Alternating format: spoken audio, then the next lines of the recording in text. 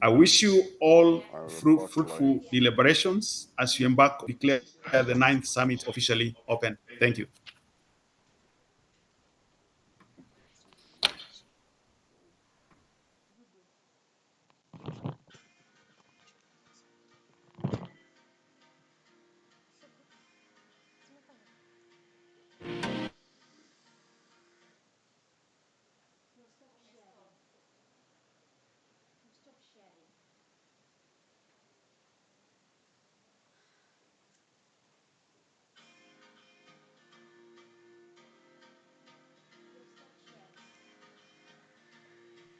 Thank you very much, Mr. P.S. Mohati, for delivering CS's address that has really challenged us. And I take the question that you have posed to us.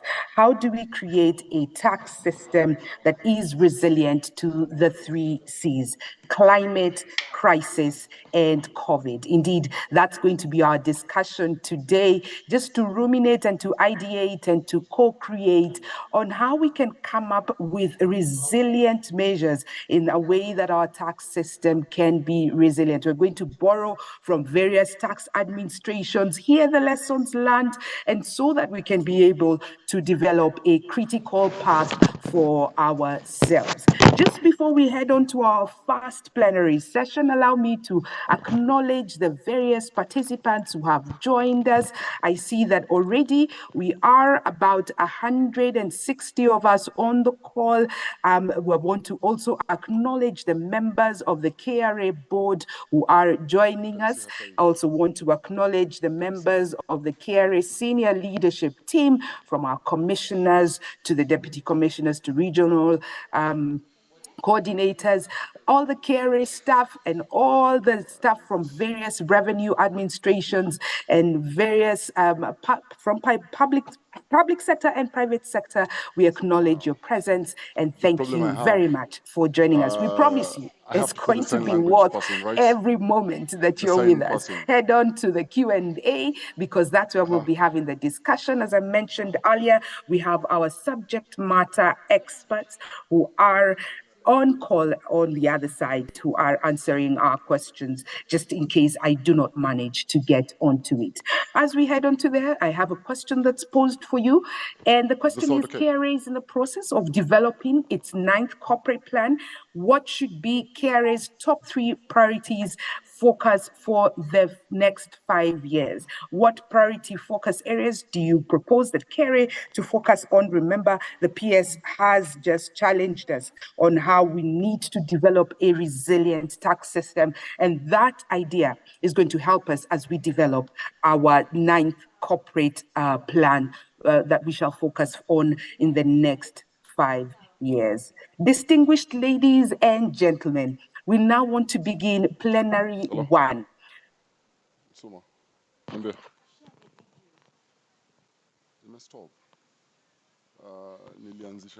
Nikaanzisha another one ya kwanza ilikuwa na sound issues. Angalia tena. Kuna new live imeanza. Before we start our first plenary, allow us to receive a message from one of the KRA board directors.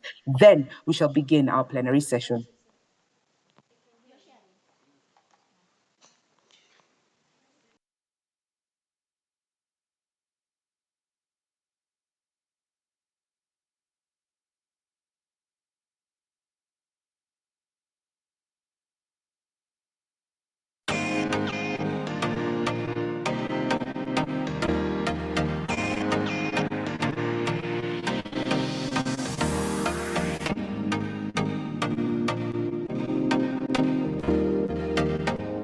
The upcoming session will talk about the vital concept of tax morale and how this concept fosters a relationship between the citizens and tax authorities, for example, the Kenya Revenue Authority. Attendees can expect 3 key valuable insights. Firstly, how other tax authorities and other tax administrations around the world have improved tax morale. It's something that tax authorities like Kenya Revenue Authority, as well as other tax authorities in Africa which are attending this conference, will learn about and implement to improve tax compliance rates in their own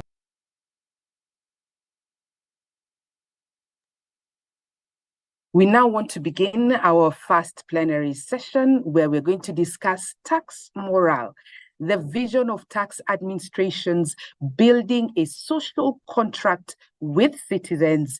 What are the lessons? What are the opportunities? What is the roadmap? We have received the challenge from the peers. We are digging right into it so that we can be able to create a roadmap. Now, tax compliance is a crucial element for any government to raise revenue and fund public services. But tax compliance, we must all attest, can be low, and tax morale is considered to be a significant challenge. Now, some of the factors that have been identified as affecting tax morale right here in Kenya include perceptions of fairness, where taxpayers may be less likely to comply with the tax laws if they perceive that the tax system is perhaps unfair. There's also tax transparency and accountability, where there could be a lack of transparency and accountability in the tax system, and therefore this then erodes trust with the government and makes taxpayers perhaps less willing to comply with tax laws. And there's simplicity and ease of tax compliance, where complex tax laws and regulations can make it difficult, or a tad bit difficult, for taxpayers to understand and comply with their tax obligations, which can have an impact on decreasing the tax morale. Now, the focus of this particular session, which is the first plenary session, is really the role of tax morale and the vision of tax administrations, how we can build that social contract. We'll listen to lessons from Mauritius, lessons from the OECD, lessons from STA, the Swedish Tax Agency. What is the government here in Kenya doing? What is KRA doing? Oh, so you want to be ready for this one. My panelist is ready for this discussion, and so are the 919 participants who are also ready for this discussion. Remember, if you do have a question for my panelist, head on to the Q&A section. I will hopefully get to your question, but if not, worry not. We have SMEs, subject matter experts, who are ready to engage with you in that corner. Allow me to now introduce to you our panelists. We do have, representing the KRA board, the Kenya Revenue Authority board, we have Mr. Dashan Shah. We do have Mr.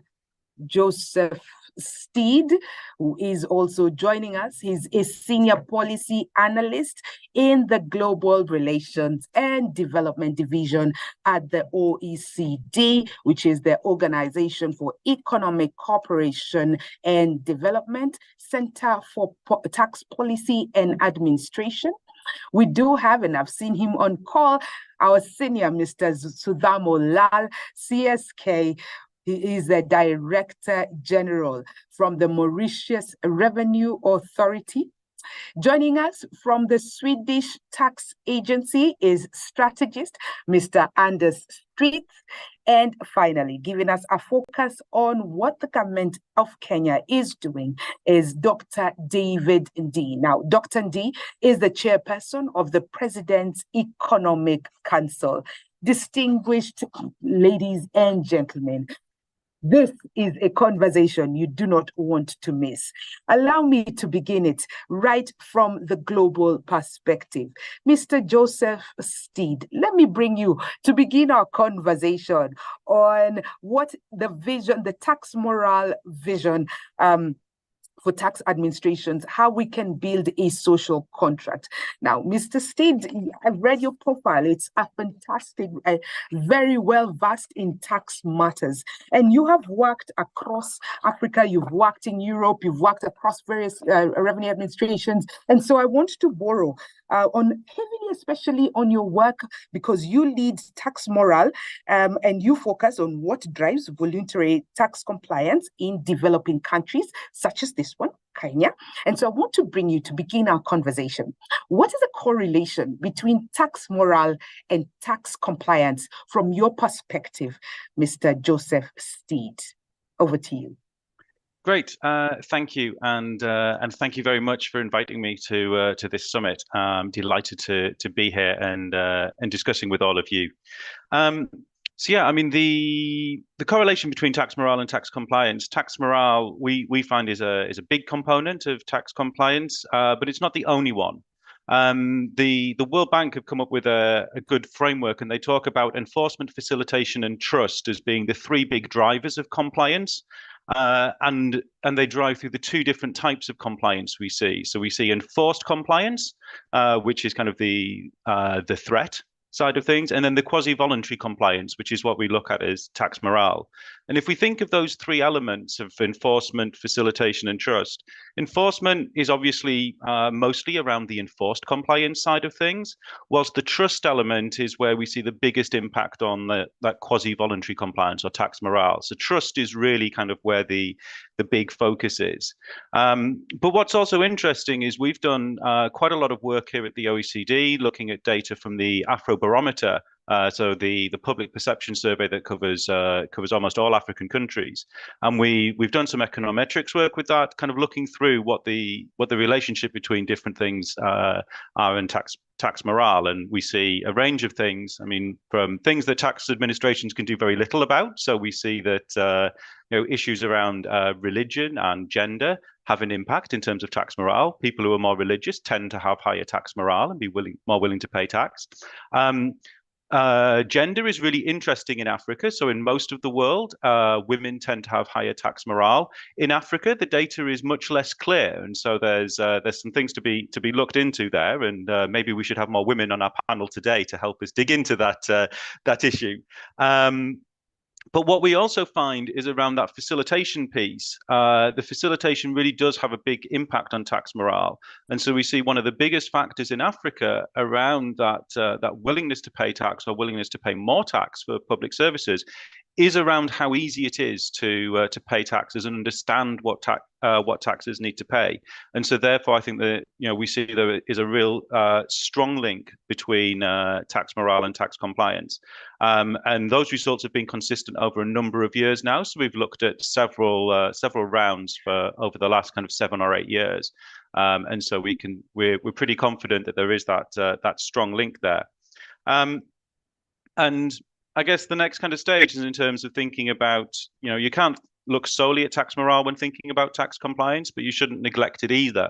But a lot depends on where you're starting from. And the Australian Tax Office has a really good way of thinking about it, and a lovely diagram with a pyramid to think about the different types of taxpayers you may have, starting with the disengaged at the top who've decided not to comply, and you need to use the full force of enforcement powers to comply there. Moving through those who don't want to pay, but if they're scared enough, they'll be made to comply. Those who try to comply but don't always succeed, and so they need to be helped. And finally, those who are willing to do the right thing, and we should make their life easier because they're wanting to comply, and you can trust them. And so the aim of a tax morale strategy should be to identify kind of where most of your taxpayers are and try and push everyone down through that pyramid. But obviously, depending on where the distribution across that pyramid is, your starting point will be different. So the tax morale strategy should be to push people down the pyramid, and then your enforcement strategy in terms of how to deal with where those people are. So that I think is a really interesting way of looking at it. So I'll maybe stop there for now. Thank you, Steed, for that. And I'm very interested, especially with that perception survey that you mentioned and attributed that gender and religion actually contribute to a higher tax morale. I think that's a very interesting concept that we shall, hopefully, if we get time to ruminate on. But thanks for even just painting the broad strokes on the tax morale strategy and even giving reference to the Australian Tax Office compliance model. Let me bring in a revenue administration that has actually cracked this particular formula and worked through the various gaps that have been presented through tax compliance and tax morale, low tax morale. And I want to bring in our senior, Mr. Sudhalamo Lal. He is the Director General of the Mauritius Revenue Authority. Part of his great accomplishments is that he has engineered a complete transformation of revenue administration in Mauritius. And today, Mauritius Revenue Administration is recognized as the revenue authority model for the region. Mr. Sudhamo Lal, that is a huge claim to your name. Allow me to bring in the conversation around tax morale and tax compliance, and really just to understand how Mauritius has done it. How does morale relate to the revenue performance of your administration, and how could you describe to us this success story of the Mauritius Revenue Administration? Thank you and good morning. As far as conventional tax administration is concerned, the belief was that the tax compliance depends on the fear, the deterrence factor, the audits and the imposition of the penalties were considered to be the relevant factors in that. And then after 60s, 70s, the belief was changed and it was said that the best tax system comes from voluntary compliance, and voluntary compliance is a three-legged chair containing the universality of the self-assessment, the system of the audit, and then the simple automated processes.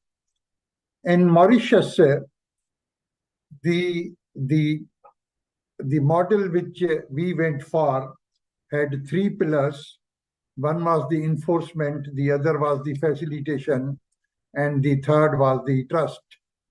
In case of enforcement, of course, enforcement comes from the widening of the taxpayer base, deepening of the taxpayer base, and then the audits. To do that, we established a tax risk management unit where we compared the third-party information available with the revenue authority, collected from hundreds of sources, with the facts and the figures declared in the taxpayer return, and then we had the variation statements, and that in fact was the parametric selection of audit.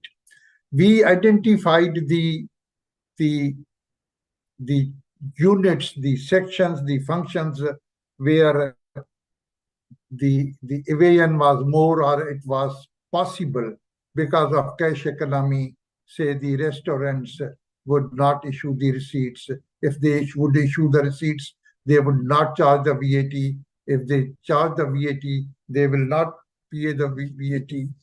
So we went through different things.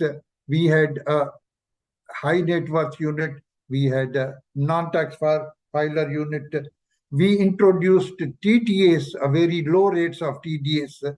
So that gave us an indication of the transaction. And the taxpayer also now knows that since tax has been deducted, even if it is small tax, amount of tax, but the transaction is within the database of the revenue authority. So they don't do that.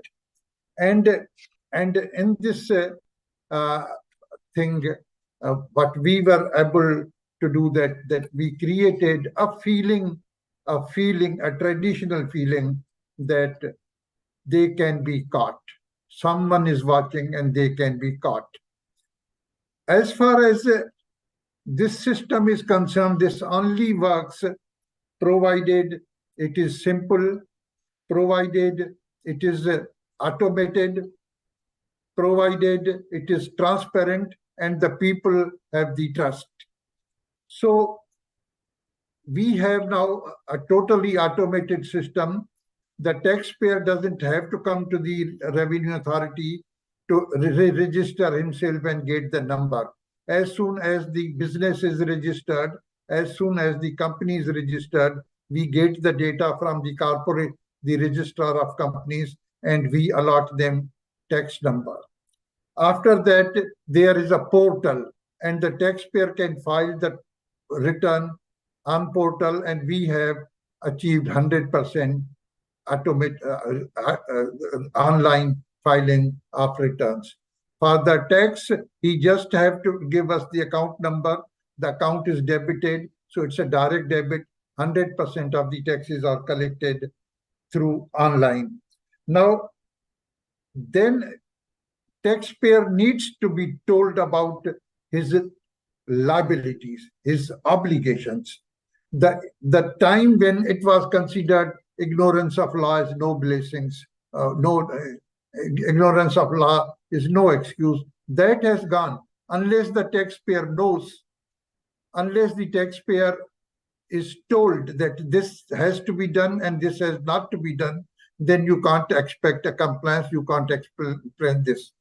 So we introduced the taxpayer mailing service, we introduced the taxpayer portals, and then we have introduced the chatbot. So taxpayer has enough information.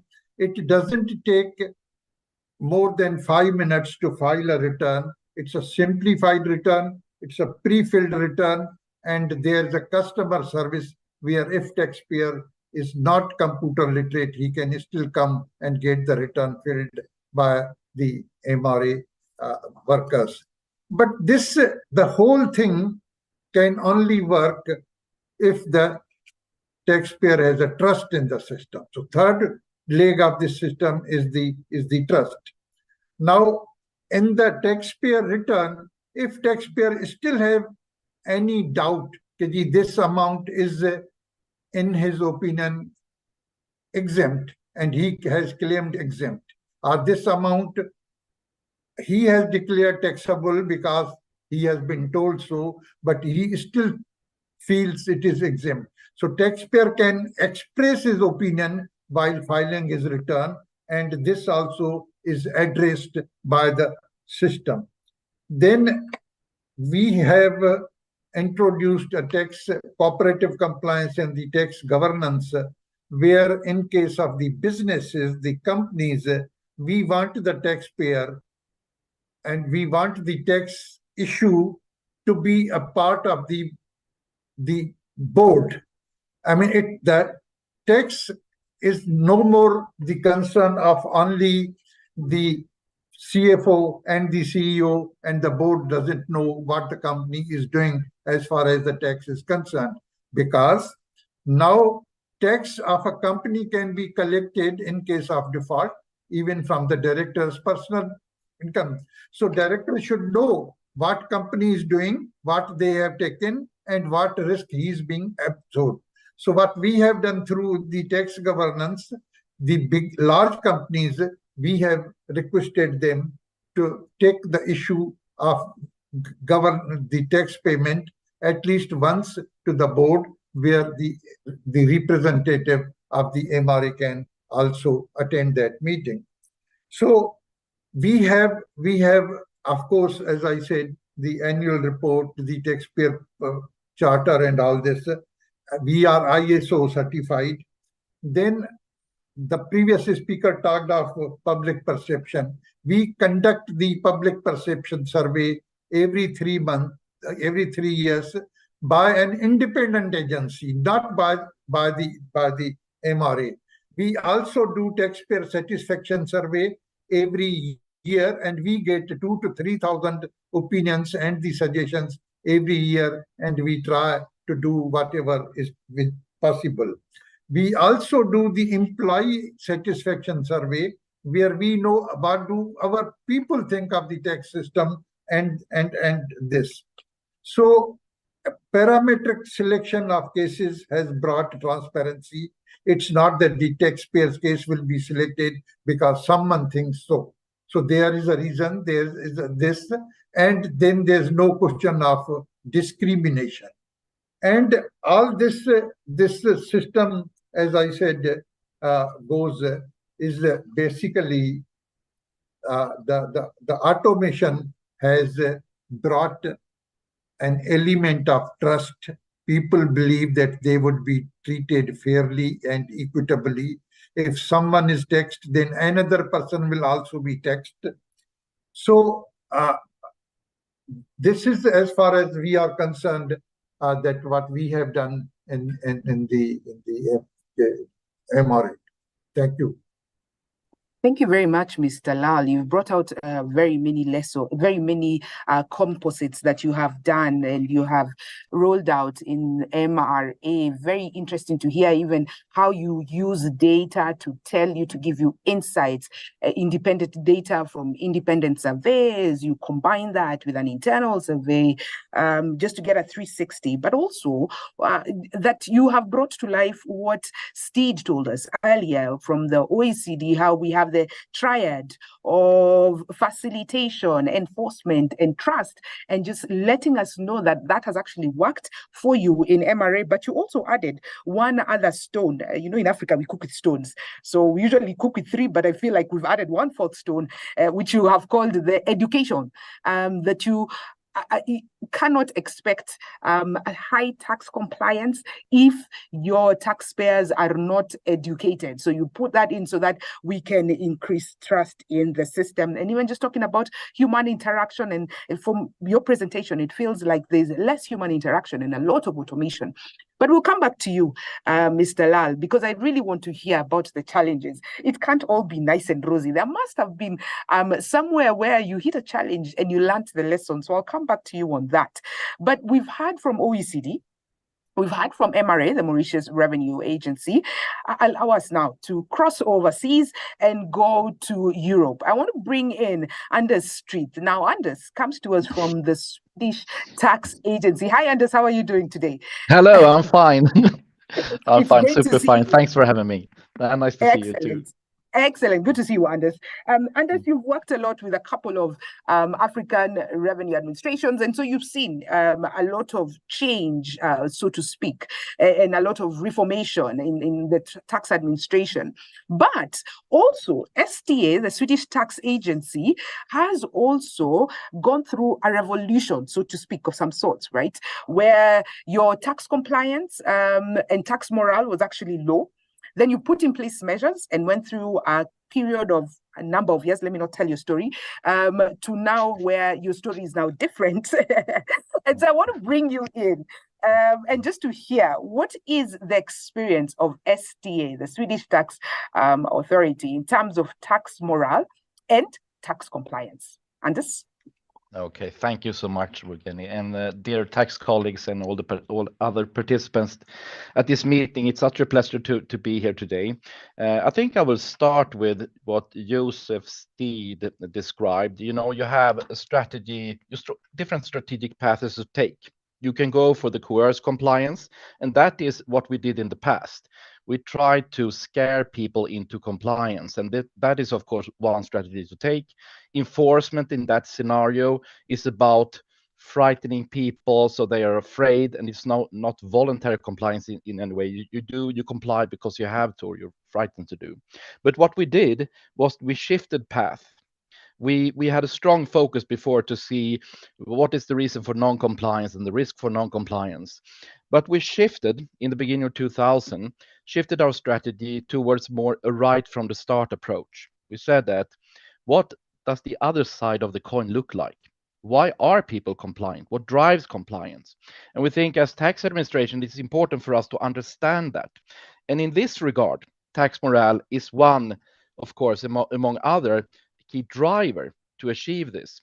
So that is the shift that we did. And what we did is also to start to listen and understand taxpayer situation. And I would say that when we did studies about it, we were wrong ourselves every time. Because as an organization, you have a strong culture, you have strong assumptions. We think this is easy for taxpayers or this is not easy for taxpayers. But each time we do this study, we could bring in some very, very crucial insights that was base for our strategies, for taking steps towards more voluntary compliance. If we look into the Swedish taxpayers today, the drivers, well, tax morale is one strong. If we ask them, most people say that paying tax is my moral obligation to do so. But there's also trust, it's easiness to comply, it's fairness. So this strategic shift, you talked about challenges. You could challenge me because this has not been easy, of course, especially when it comes to organizational culture. But this strategic shift, we think it worked much better for us, and we had to redo our stuff. And I can just share with you one such a study that we did, and this was back in 2003. And we knew at that time that trust is an important driver when it comes to voluntary compliance, to want to be compliant. And we knew that trust is affected by what we do, but we didn't know how it was perceived about how we carry out our work. So we had an external company doing this study for us, and we divided taxpayers into different groups. So we had the young taxpayers, the older taxpayers, like tax agents, foreign taxpayers, etc. And it was done by 84 in-depth interviews with psychologists and behavioral experts. And the result of this study showed that taxpayers perceived three different attitudes from us. One attitude was characterized by taxpayers seeing us that we see them as the human beings that they are, that we follow the legislation, but we see them and they perceive us as helpful, empathic, forward looking. And the reaction when they perceived this attitude was that the hierarchy, the levels between you as a business owner, private individual, and the tax agency will meet on more or less equal terms, where you have different roles. Taxpayers felt relaxed. They felt like I could come back to the agency later on. It also gave the view of the staff of the Swedish tax agency that we are human beings as well, carrying out our work in a professional way. Another attitude was an attitude where taxpayers didn't see that we saw them as human beings. So they felt we saw them as only the tax case, and we used a language that was not connecting to them. And the effect was that they blamed themselves many times when they didn't understand how to comply and how to do it right. So they didn't ask us. They could be a reaction like, oh, I know my friend, maybe I will give her a call this evening. She knows about taxes. You find other ways around, even if we as an agency are obliged to provide service. And the third attitude was a more harassing attitude.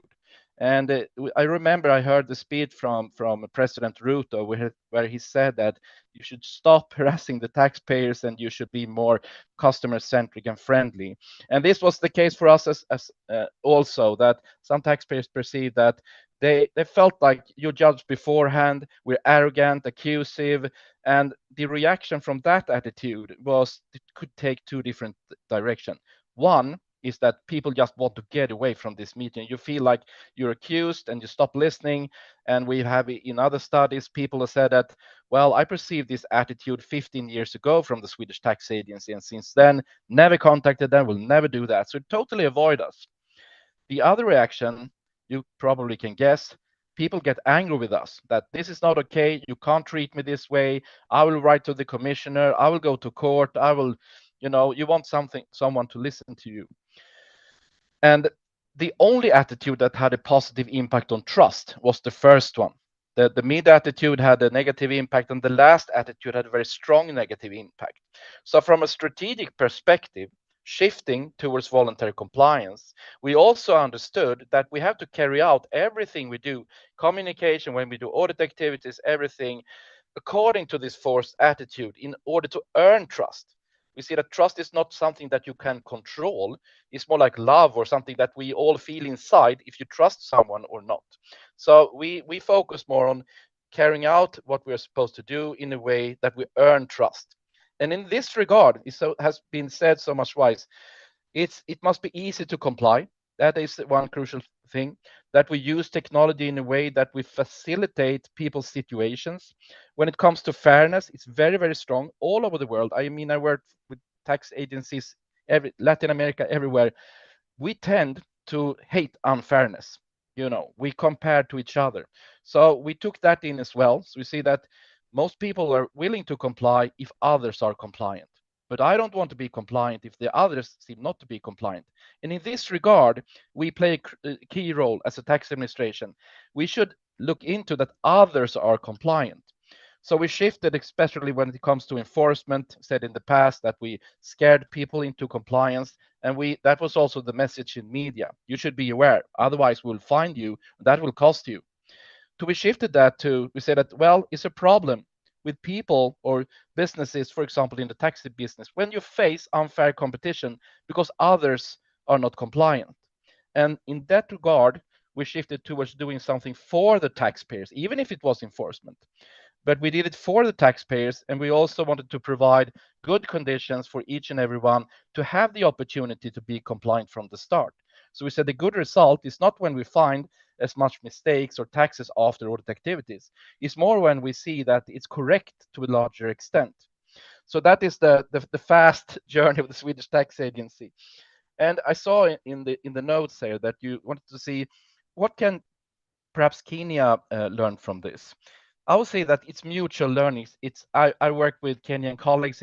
Kenya will always have a place in my heart because we've had such good discussions about this. And I think that the shift you are striving to take here, what we heard from President Ruto, what we heard here before, is going this path in order to strengthen voluntary compliance through facilitation.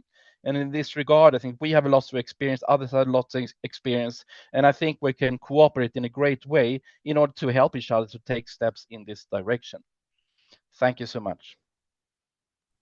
Thank you very much, Anders. Always great to hear from you. Now you bring a fifth stone of moral obligation. That thing excites me. That makes me say, I need to comply.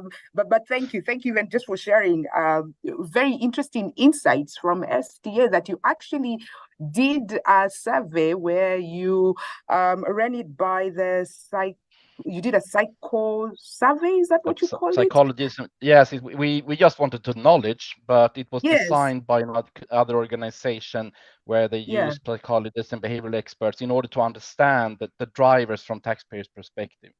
Very interesting, and especially the aspect that you brought out that we need to humanize taxation. But just hold that thought. I'll still come back to you. Allow me now. So we've traveled. We've moved from the OECD. We've gone to Mauritius. We've done Swedish. So Sweden. So now let's come to Kenya and let's focus on the government of Kenya. Allow me to bring in the chairperson of the President's Economic Council, Dr. David Ndii. Dr. Ndii, you've had the various insights from across the various panelists. Very interesting. And I really just want to focus on Kenya and just hear your thoughts on this. Because I know you're short of time, I'll give you two questions because there's Chris Dominic who has a question for you. But before I get to Chris Dominic's question, I want us to understand the broader government objective and vision towards building a resilient social contract with citizens. Dr. Ndii? Thank you very much. Thank you very much for inviting me to talk. I'm obviously not a taxman, so I cannot be as specific as the gentleman who was speaking before me. So I will do a very broad brush, much more conceptual type of stream of consciousness around the subject. We've been working with KRA specifically on issues around broadening the tax base and matters that actually touch this. The way I think I think a good way to think about tax morale as an economist is to think about it and think about religion and organized religion. So if you go to any of our communities, the architectural landmark you will find in any community will be a house of worship. It will be a church, it will be a mosque, it will be a temple. And I think that applies even if you go to Europe historically. Now, this capital, this social capital of houses of worship and other things are financed by voluntary contributions. And there's actually an important parallel between tax and tithe. Of course, we know in the Christian history that tithe was a tax paid to the church. The origin is a 10% tax paid to the church. Both are based on the principle of ability to pay. The tax should be based on ability to pay, but ability to pay is not something we observe. So in tax, we use income, consumption, wealth as proxies of ability to pay. But religious organizations, just leaves it to you to decide what you're going to make your offering. Where am I going with this? In the ideal world, a tax system would be like that. Yeah, people would pay what they are able because they feel obliged to pay. There would be no enforcement. In fact, there might be no revenue administration authorities. The government's cash register would just keep ringing, no tax administration burden. That's how I think about perfect tax morale as an economist. It is parallel to how we fund other social things, because at the end, government is tax is what we call here in Kenya mchango. It's a contribution to a common cause, not common cause. Now, what we know about tax morale and its drivers, I think lots of them are being discussed here. When I was reading up on this, the one which sort of struck me most is that tax morale is generally higher in countries that tax more heavily. And this is from OECD study. I saw OECD here before. Tax morale, what drives people in business to pay tax. And by the way, this is not about Sweden. This is a study of developing countries, not Sweden. Of course, I think if we look at developing countries and what you might mean by tax more heavily, it is actually likely to more capture countries with a broader tax base rather than countries with high tax rates. Now, obviously, several factors, there are huge debates, several factors are posited and they have been discussed here. Trust in government, quality of tax administration, certainty of tax regime and relationship with tax authorities, particularly for business, value for money in terms of service provision, all sorts of factors. But I think the fundamental question is that what Kenyans, in fact, might find more paradoxical, that tax morale is higher, the higher the tax take.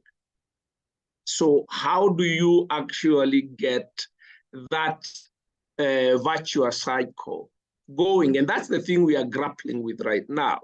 How do you actually do that? And the significance to my mind, and what we are grappling with in Kenya, and I believe the same for virtually all African countries and most developing countries, is the dominance of the micro and small enterprise economy, particularly both formal and informal, where in Kenya, this accounts for 85% of employment and has become much more significant over time. For the longest, tax authorities have not focused on this, and understandably so, because the administrative cost of onboarding taxpayers would have been very high relative to revenue, and that's an important consideration.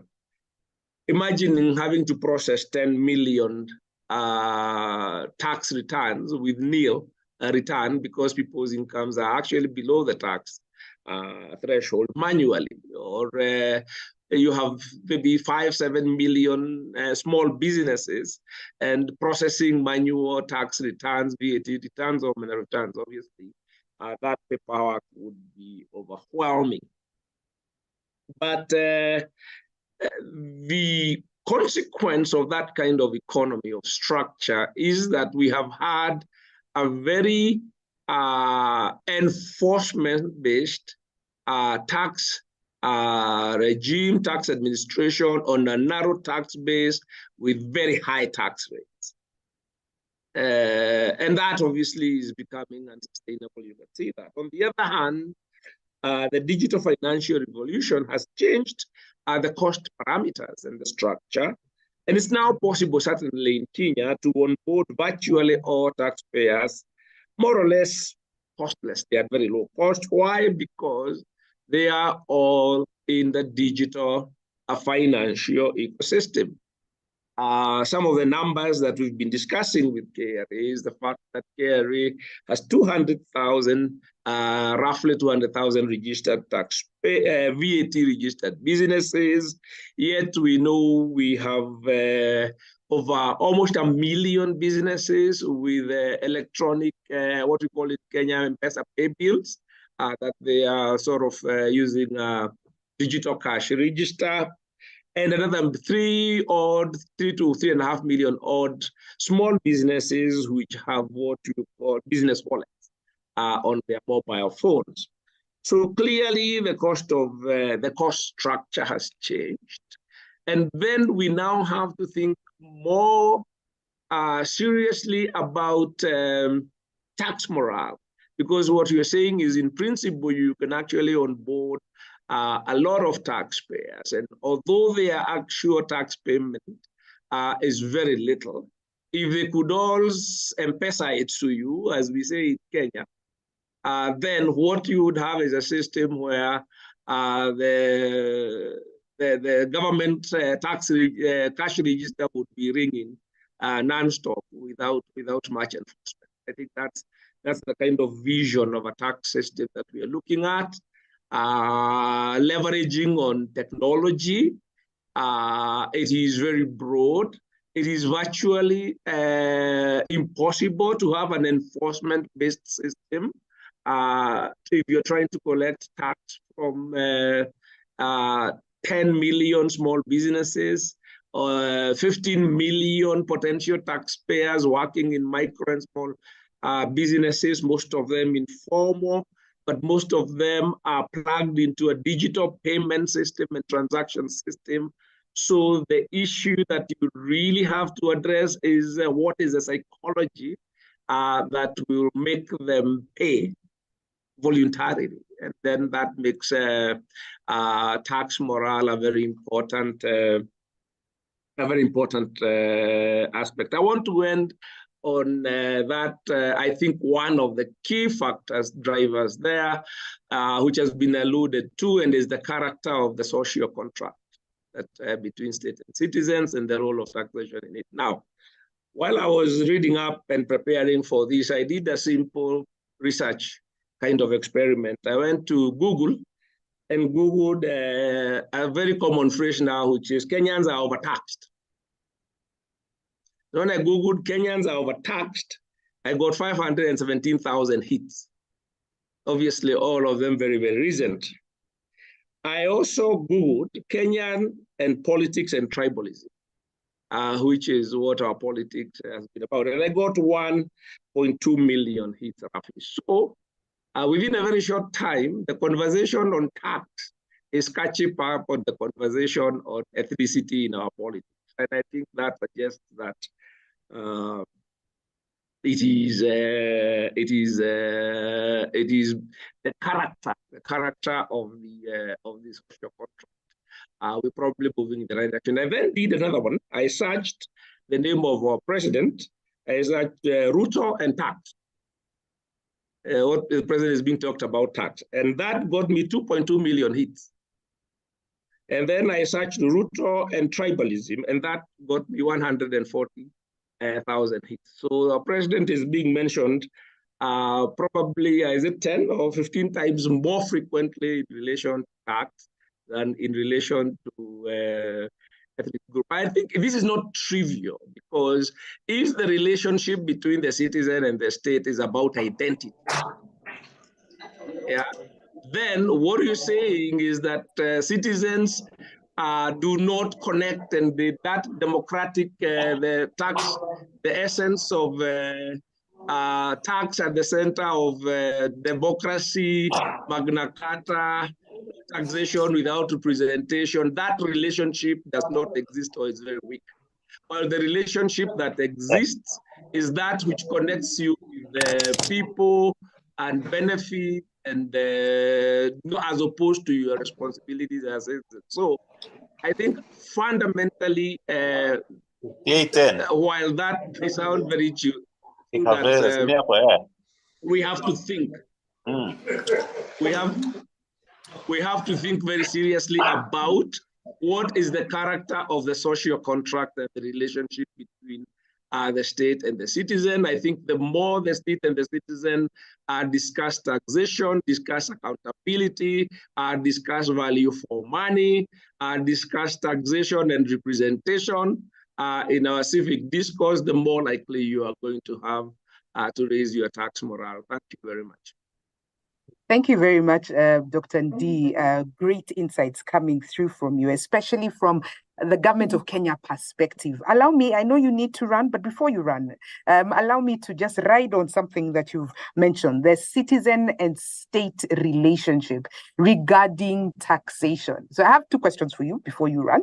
One is from Farhin Kandawala, FCPA Farhin, and he says, thanks for the summit. As our counterparts are discussing taxpayer morale and trust, what is KRA doing to ensure that there's transparency in terms of tax collections? All we wake up to are reports of mishandling of funds by top government officials, which is disheartening. So maybe that's borrowing from the Google research that you did. And the second question is the strategies. What strategies are there that the government is putting in place to build trust with the citizens on government expenditure? Dr. Ndii? Thank you very much. I think that is at the heart of it. When I think the conversation on tax morale, when you're unpacking what is it, I think service delivery is very critical, but also fairness. I think fundamentally fairness is very important. And fairness means not just that the tax system is fair, but it is within an ecosystem of broader social justice. So when you say you are paying taxes and you see public officials living large on tax money, that's going to undermine your tax money. It doesn't matter how significant the impact or trivial is. I think when I have said this before, I'm quite public about it. I think we people in public life have to walk the talk. We cannot be seen preaching water and talking about people must pay their taxes and why. But on the other hand, we don't demonstrate a culture of thrift and using that money carefully. You lose the moral authority to actually demand that people pay their taxes.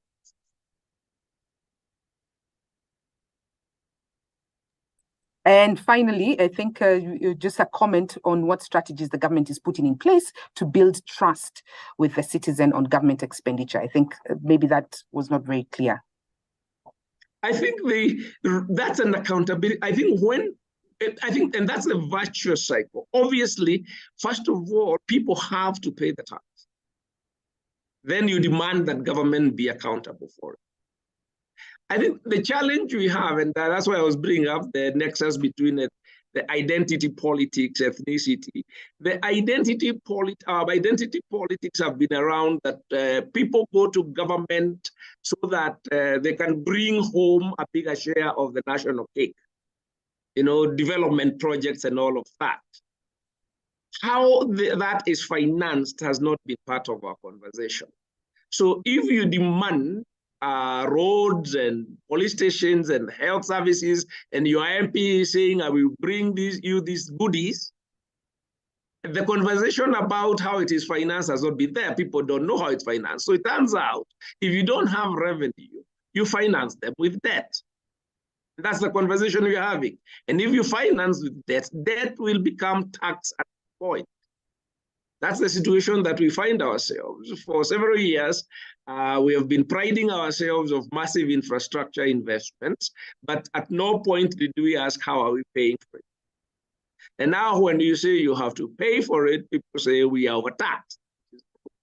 You're not overtaxed. What happened is that because our tax base is narrow, many of the people who are then beneficiaries who elect their MP so that they can bring them goodies are now going to have to confront the question. When MP says they're bringing you these development projects, you're asking, how are we going to pay for them? And of course, then the question of accountability, this is our money. If this road is being built by our money, then we don't want it to be overpriced. Even though the contractor is a member of my church and he will make a contribution, if it is overpriced, I am the one who's going to pay. So there is also a nexus there on the question of corruption. And those are the connections that we've not been making. And I think it's very important that we are having this conversation. Excellent. I think on a light touch, we need to run a campaign that says "paid for by your taxes," so that Kenyans can see can see the government projects that are actually paid for by their taxes. But thank you very much, Dr. Ndi. Really a pleasure just engaging with you and ruminating on those various ideas. So we started with Joseph Steed from OECD, who challenged us and told us tax compliance, the formula is fairness, enforcement, and trust. And then we moved on to Sudha Molal, who added another stone and said, hey, let's educate our taxpayers. And then we moved to Anders Street, who added the moral obligation. And then finally, Dr. D has added the sixth stone of accountability. So maybe it's a model that we need to rethink through. And remember, we said we are creating a roadmap as we continue with our conversations today. So stay with me on this one. And let me now bring in the KRA perspective with our board member, Mr. Dashan Shah. Mr. Shah, you've had the conversations. We've made a global tour and we've landed at GOK, the government of Kenya, and now here we are at the Kenya Revenue Authority. So from your perspective, what drives the importance of increasing tax morale to revenue administrations right here in Kenya from a board perspective, corporate governance? Thank you, and good morning to all the attendees. Tax morale, it refers to the inherent drive to pay one's dues, to pay or settle one's tax obligations. And from a KRA perspective, it plays a significant role in tax compliance. Enhancing voluntary compliance represents one of the foremost objectives of any revenue authority worldwide, principally so for KRA as well. In Africa, tax compliance policies have consistently relied on the quality of the relationship between both the taxpayer and the tax authorities. The degree of tax compliance is contingent upon moral values that are instilled in taxpayers and the trust that they place in government. Reduced levels of tax morale are linked to increased tax evasion and decreased tax compliance. Over time, KRA has adopted various strategies. Key strategies are around partnering with the education sector. We wanted to start early. So specifically with the Kenya Institute of Curriculum Development, we developed the curriculum for the current competency-based curriculum that's in Kenya. This initiative aims to instill positive values, including a sense of national responsibility for tax compliance from a very young age. The values that are anticipated or the values that are going to be taught will contribute positively to the country's overall tax morale in the long term. Currently, we have a lot of engagements and awareness raising activities with stakeholders that both enhance tax compliance and tax morale on a broader scale. Annually, we always observe the Taxpayers Month, which is meant to express our gratitude to compliant taxpayers who have been demonstrating their patriotism to our country by fulfilling their tax obligations. What's key is the theme for this year's Taxpayers Month, Tunawiri, which translates to Let Us Prosper. This theme is meant to serve as an inspirational call to all Kenyans, urging them to actively contribute to our country's prosperity through payment of their tax obligations. We also motivate taxpayers through our various social media channels by utilizing social media, webinars, tax training, which is carried out free.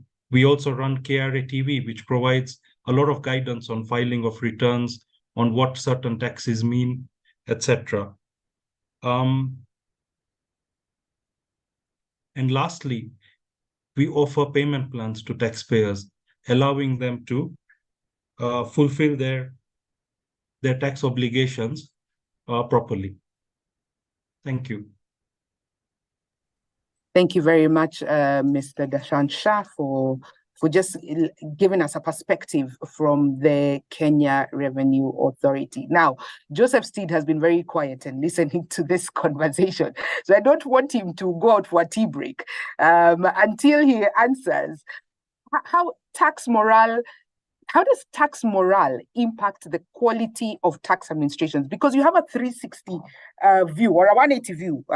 You've worked with various revenue administrations, and so you can quickly see through even your research, you can see, and you have the numbers, you have the data that tells you the impact of tax morale with the quality of revenue administration. Joseph?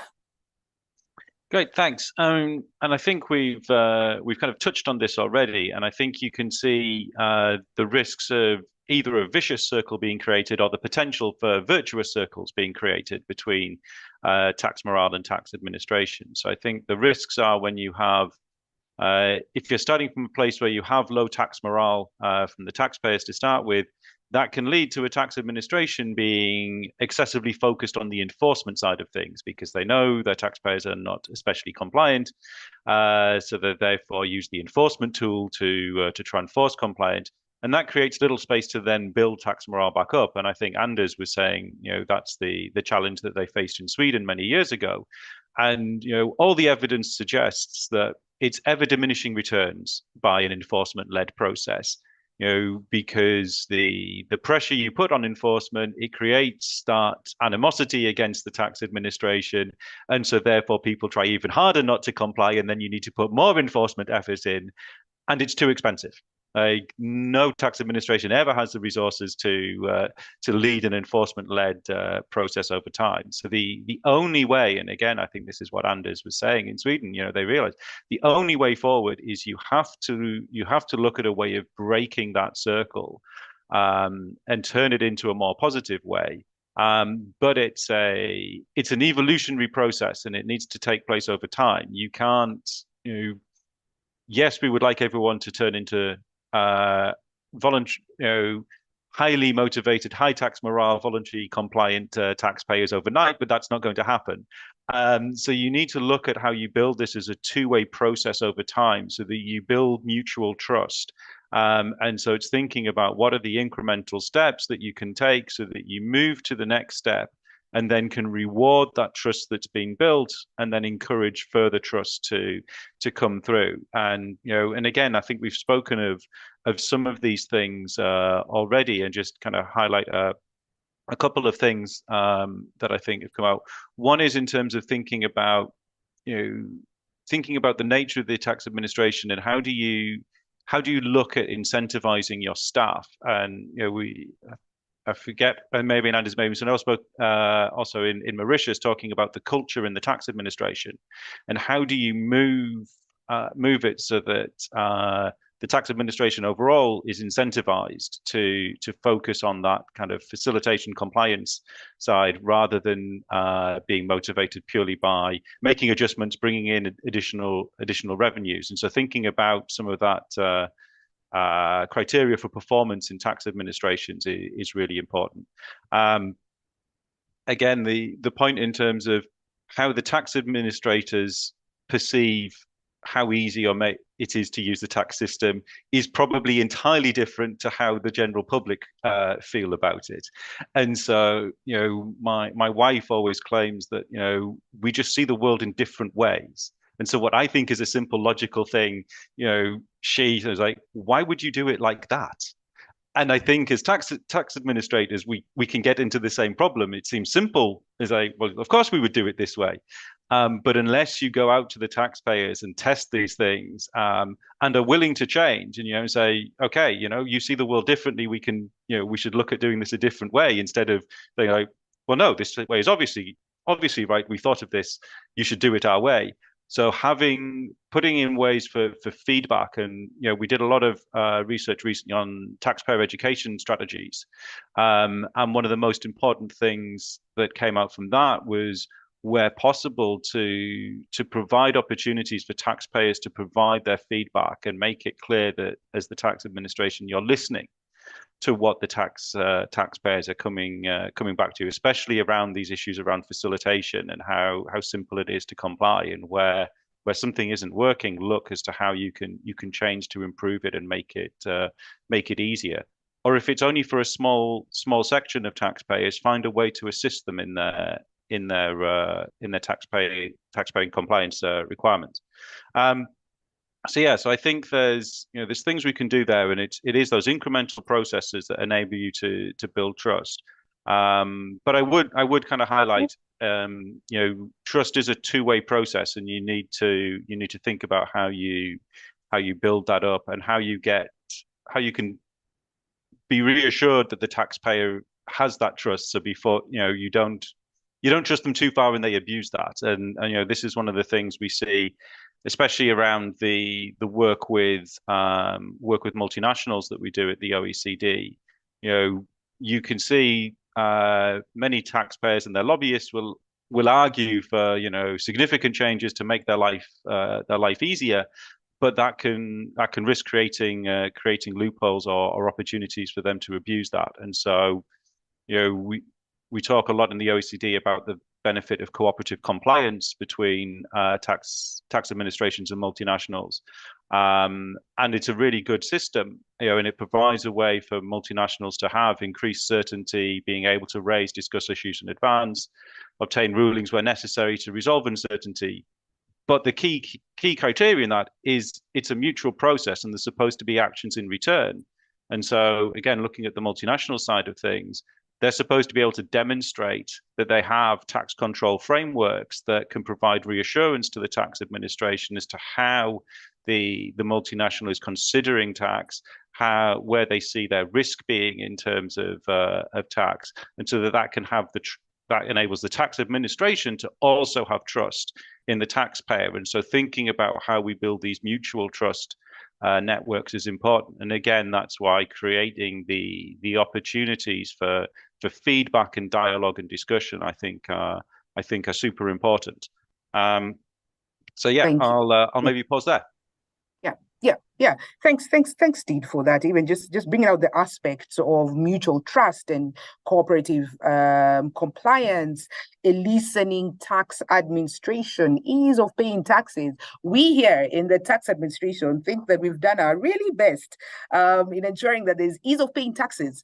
But when we take our product to the market, the taxpayer is just like, oh my goodness, everything is everywhere, and we're seeing it differently and they're seeing it differently. But I think a revenue administration that actually went to the market and talked to the market and listened to the market and came back and developed a model that works for the market is the Swedish tax administration. So allow me to bring back Street here. Anders, yes, you've told us the STA story, but I promised that I would come back to you to ask you for the lessons that Kenya and other revenue administrations who are listening in, because there are a couple of them. What can they learn from your journey? Well, I think that the mistakes that Joseph said, or the example with the wife, is exactly the same that what we see. That we are biased working at the tax agency. We are totally biased. What we think is easy is not necessarily easy for the taxpayers. So, in order to build or contribute to good solutions, we really have to start listening before we decide upon the solution. And one thing that we have seen during the transformation is that we often see the world in processes and start with our processes. And we have put digitalization on top of this mindset. So we have, a tax return, and then you have an e-service for tax return, you have a mailbox and a digital mailbox. But if you see it from like a system, an ecosystem perspective instead, see it from the company instead. Maybe you have like 50 different e-services in relation to different agencies. That is not contributing to an easier environment for them. So instead, we have to see it from the business side and see how can we cooperate in a way with different stakeholders, software developers, so it harmonizes better from the business side. And that is a lesson learned that we have done, that if we start, listening and understanding, is not ordinary solution based on our process. It could be something different. So that is one thing. Another thing that I want to also mention, what also Joseph mentioned, is the culture shift. These has to be in line. What is seen as a good result? I mean, from the management side, you can say that, well, it's about this. But if the co-workers and the management, well, they can say that, but when it comes down, it always comes down to the money and the number of audits. If that is the assumption in the organization, you have to deal with it. You have to really manifest what is a good result. And I mean, work with managers and other, and how we measure and what we see, and step by step you will take steps towards this, but it's not easy. I mean, what the study I mentioned about the attitudes, some staff at the Swedish tax agency at that time, they really hated it and said that this is the worst thing that happened. I was not recruited to, you know, be a charming guy. I was recruited for my tax skills. But when we took a discussion with our staff, put it in a strategic concept. Why is important? Because it's related to fairness. It's related to the total taxes that is working in society, etc. Then people more understood. Okay, now I see why this is important. But without this understanding and discussion, I think it's very, very hard to transform an organization, because each and every one, they will ask why. What is the problem? What we are doing today? Why do you say that this is better? So giving managers and I mean all the co-workers in the organization a possibility to also understand, that gives a good condition for taking steps towards a situation that I assume that you want to go to. Yeah, Anders, you're very passionate about the reason for change, and that must be very clear to everybody, one and all. Why are we changing? Because that's going to give the impetus to jump onto the bandwagon and actually drive that change. Before I get to Mr. Lal, David Ime, I hope I pronounced his name well, he says, when we say that tax morale is high in countries which tax highly, are we suggesting increase of taxes? Our focus should be centered on creating value out of the taxes for taxpayers to relate to the usage of their money. So that's for you, Anders, and then I will also want to hear the Mauritius perspective. I think that this comes down to fairness. I mean, in Sweden we have like high taxes, and many countries have. But I think that you don't want to pay any taxes, lower taxes, if you perceive the system as unfair. So fairness is one of the ingredients that has to be in place in order to strive to voluntary compliance and high tax morale. The reason for paying taxes could differ. I mean, we heard that. I mean, in Sweden, the taxpayer said that I want a service now from the state. I want the pensions, I want the roads and everything. But we know in many countries, it's more like an investment for the future. Everyone knows it's not working now, but paying taxes could be the investment for a better future for coming people living in the country. So that is also something that we as tax administrations have to understand. Why are people willing to pay taxes? Where they're not willing to pay taxes? If you do that, what is the label sort of what you're paying for? And that could differ.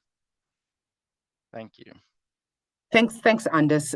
Just to remind our esteemed delegates, I understand we're about 1,200 on this particular plenary. Thank you so much again for joining us for this conversation. We are discussing the challenges, the opportunities of how do we build a social contract to enable us have a sustainable and a resilient tax system. Please go to our chat box, the Q&A. There's a whole team, a panel of subject matter experts who are answering your questions. So just in case I don't voice out your question, worry not. Your question will be answered by our subject matter experts who are on that call. Let me bring in Mauritius, Mr. Sudhamulal. I promised you that I was going to ask you for the challenges that you've encountered as a revenue administration. So let's start with first David Eames. I hope that's how I've pronounced it well. David Eames' question on when we say that tax morale is high, because tax morale in Mauritius, as you've stated, is high. Are we suggesting an increase of taxes? And then David says, shouldn't our focus be centered on creating value out of the taxes for taxpayers to relate to the usage of money? Mr. Lal?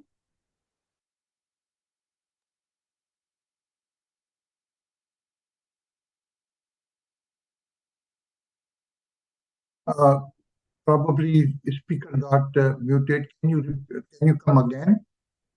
Can you repeat the question, please? So the question is, it's the same question I asked the Swedish tax agency that I'm asking to the Mauritius Revenue Authority. When we say, David is asking, when we say that tax morale is high in countries which tax highly, are we suggesting an increase of taxes? Is that what happened for you in MRA? Actually, the finding that tax morale is high in countries where tax rates are high is just a coincidence in a way that high tax countries are developed countries. They have developed tax infrastructure, and then the taxpayers know that there is no opportunity to unreport or to not to report, but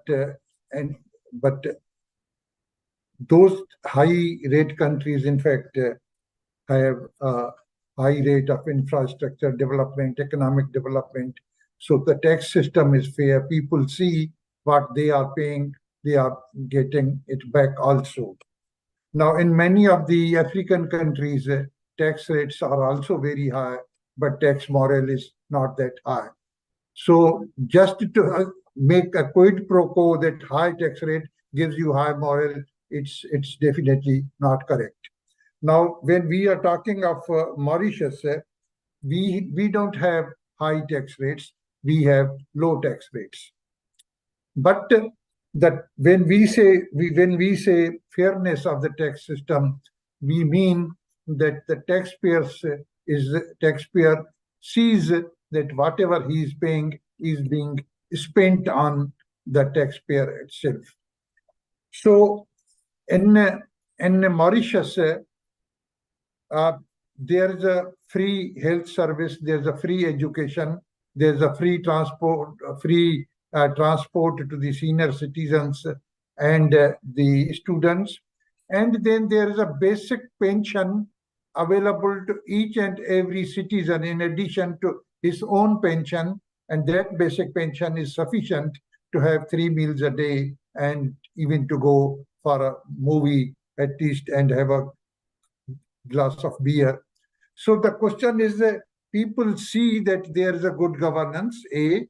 People see that whatever they are paying is being spent on them.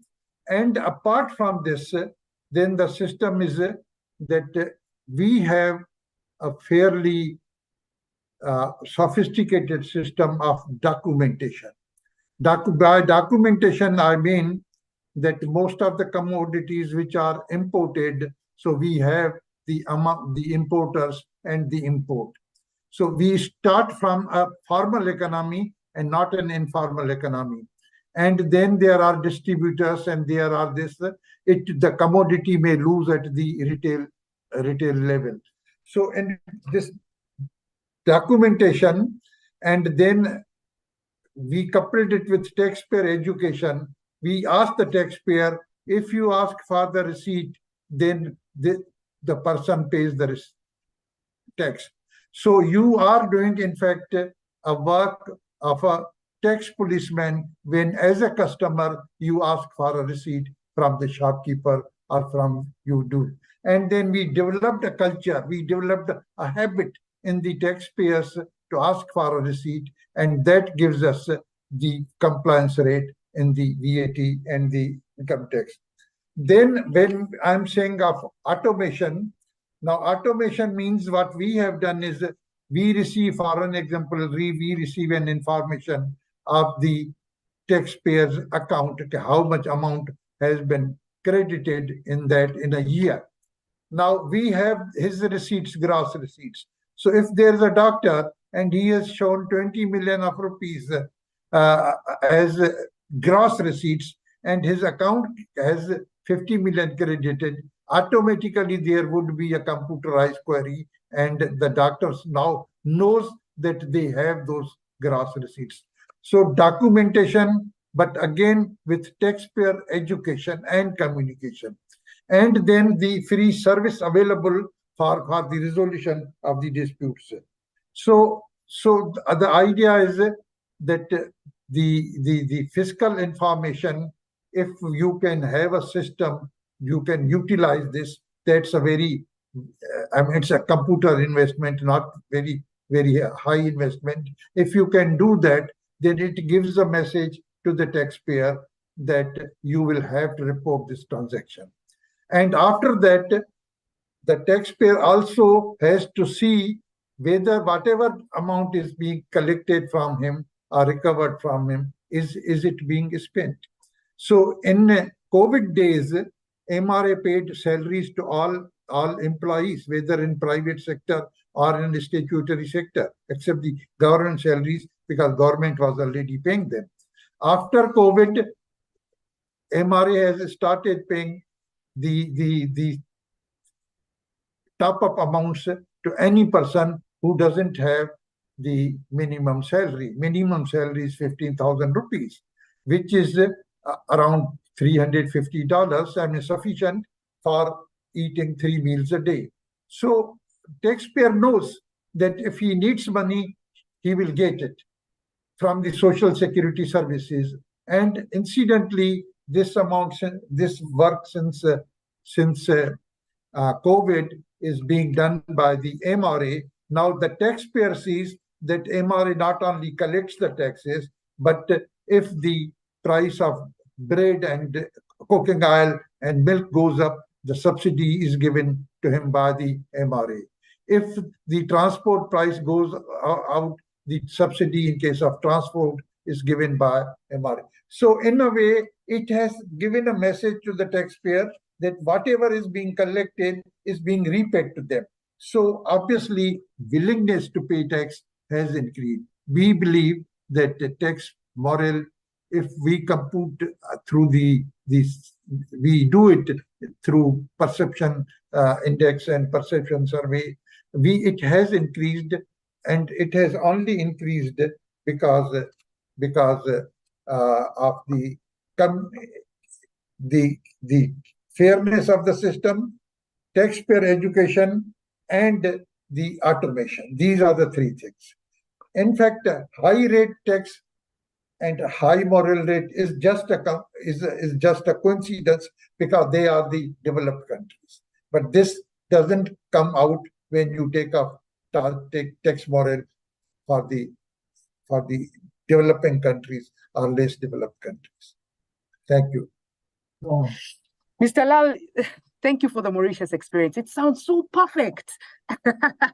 And I'm here just wondering, do you have any two challenges you could tell us that you have encountered as you implemented, because you have a 360-degree view of your taxpayer, up until your consultants, you talked about your doctors, from where you sit as you implemented this particular strategy, what challenges, just two challenges that you have encountered and how you mitigated them for our learning? Yeah. In fact, when we talk of tax moral, we can talk of tax moral in individuals and tax moral in businesses. When you talk of businesses, you will see the most developed companies, corporations, multinational companies, the people having the wealth funds and so is, they employ sophisticated techniques. They do not want to pay any tax. There's no willingness. It's not, although they are educated, they are highly civilized, they are wealthy. So business is totally different. As far as individual is concerned, definitely education plays a part. Definitely culture, religious upbringing, all these things. But again, if the taxpayer knows that he can avoid the tax, he will definitely avoid the tax. If the taxpayer knows that he will not be caught, then he will definitely avoid the tax. Now, in case of Mauritius, as the challenges, as you say, now there are two professionals, highly educated and highly informative, highly skilled. One is doctors, one is lawyers or barristers. Now, in case of doctors, when we saw that doctors not only underreported, but even they took the opportunity of not declaring the amounts which they received even from the hospitals and the insurance companies. Because most of the time they deal in cash. Number two, they work themselves. Number three, they also know the value of money because they work from the morning till the evening. So they really don't want to pay in taxes the amount they earn. So we had this. Now, in case of doctors, when we started the compliance level, when we saw it was low, then we talked to the associations. We talked to them and showed the results, not by name, but by the ranges, by the groups. Then we talked to the doctors. Okay, you see, we have this information, how many operations you have done in this hospital. We have this information, how much amount you have received from insurance. We have information that how much money has been credited in your bank account. Now, this amount far exceeds the gross receipts. Forget about the cash receipts. So we wanted to do it right. So once we come to the conclusion, okay, we do this 1 year, then we allow them to revise the figures of the 3 years themselves. We don't resort to penalties. We don't resort to fines. We allow them to take the opportunity of being self-compliant. So it is in a way what traditionally is called carrot and stick. But definitely when we saw the results, and we saw the results that in 2006-7 MRA, when we established, doctors paid tax of only 84 million. And now in 2020, they paid tax of 259 million. So increase was 35% per year. So we see that there is a continuous increase and they have not gone.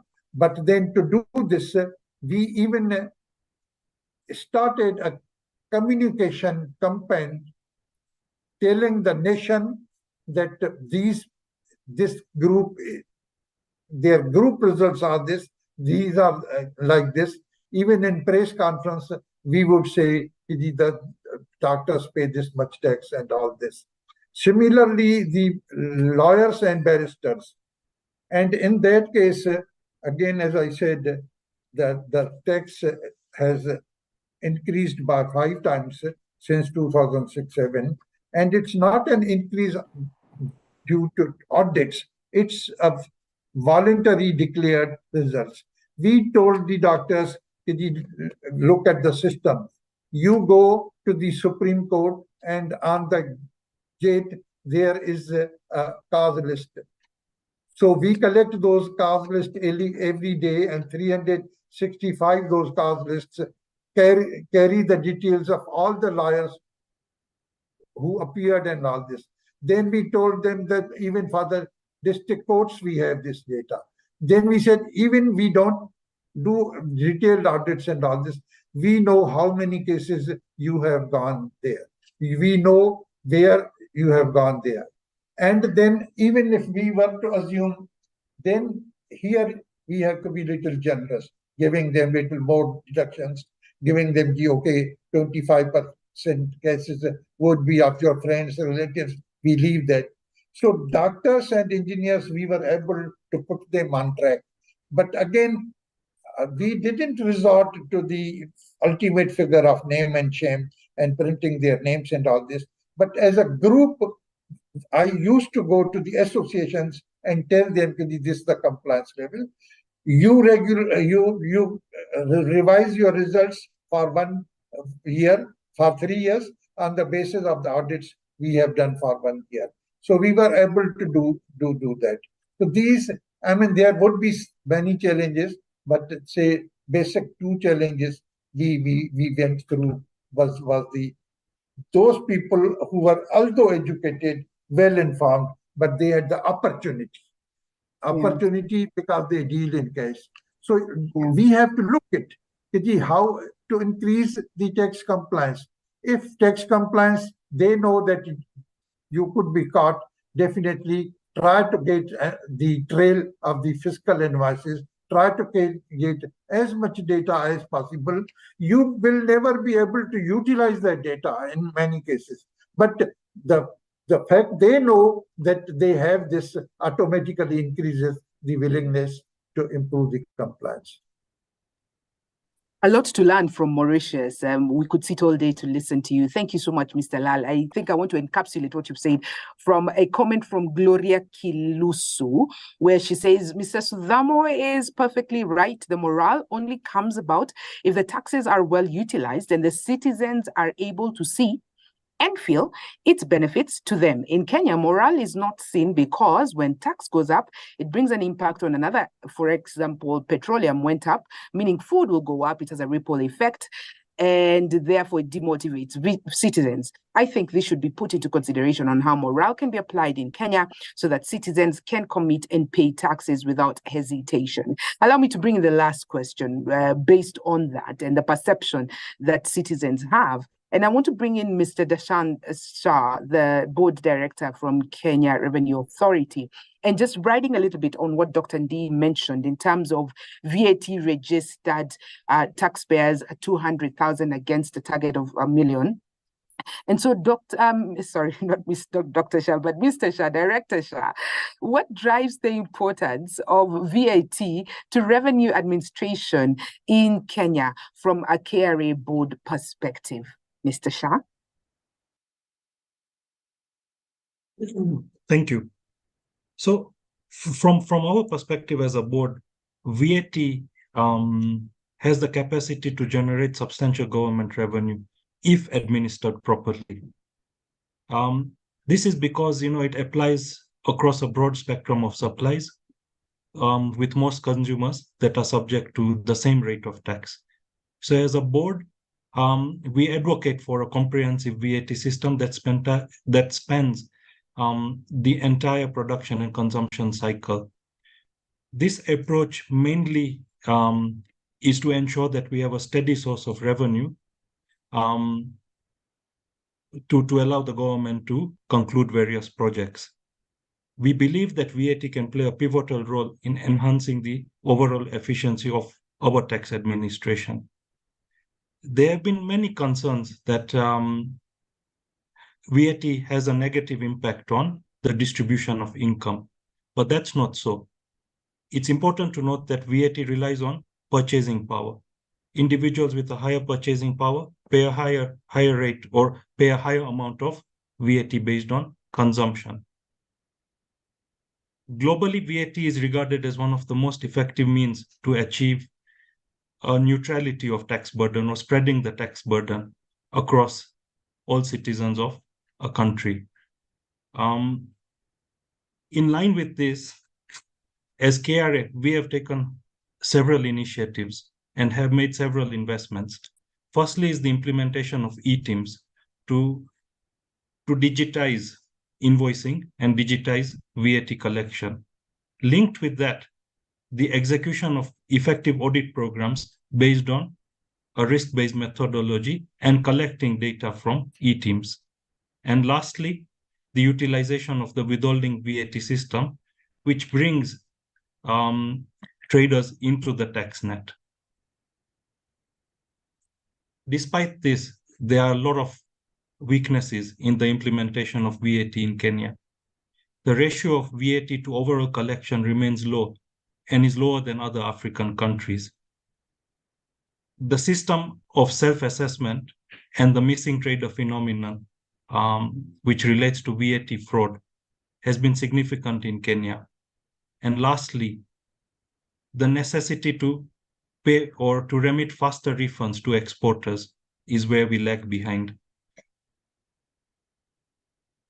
As an authority, we are actively working on developing an implementation of a diverse range of measures to deal with these weaknesses. One of these solutions is a full rollout of e-teams, which will aim to limit income tax and input VAT deductions to invoices raised from this system. We also believe that the use of technology will greatly enhance reporting of tax-relevant data to the authority. The Finance Act 2023 has already brought about a lot of these provisions for specific sectors, meaning that KRA will have access to such data.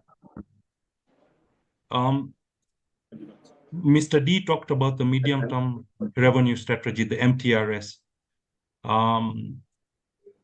The government has acknowledged there that the VAT performance rate has fallen short of its potential, with a gap of almost 40% in the financial year 21-2022. To address this, the MTRS will deal with various measures. Firstly is increasing the VAT threshold to account for inflation over the years. Currently, the VAT threshold for many years, I think more than a decade, has been set at 5 million shillings. Inflation has already surpassed this. With this, there'll be a revisit of the list of VAT exempt and zero-rated services to align with international best practices, and also a review of the standard rate of tax. In summary, the board believes that the VAT system presents an opportunity for remarkable achievements, but its full potential has not yet been fully realized. Thank you. Thank you very much, Mr. Shah, Director Shah, for those thoughts.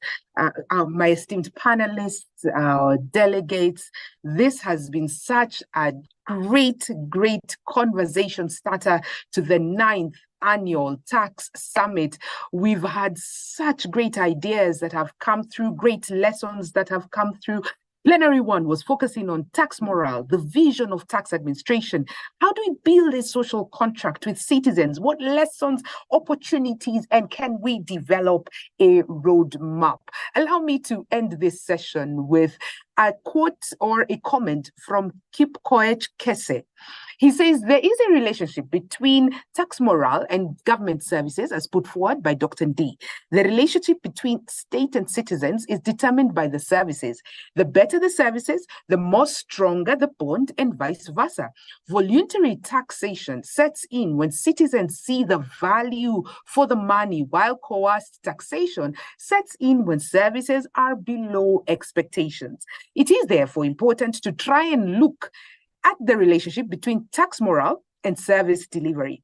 High tax jurisdictions strive to offer the best services to the citizens. That is why the tax compliance and morale is high. Thank you, Kipkoech, for that. Thank you, delegates, for your indulgence. My esteemed panelists, we have had great conversations. We've created a roadmap. I have developed my own roadmap that I am calling FETEMA. We've talked about fairness, enforcement, trust, education, moral obligation, and accountability as the tenets or the pillars to increasing tax compliance and tax morale. That tax compliance, tax morale is a factor of those 6 key things that we've discussed today.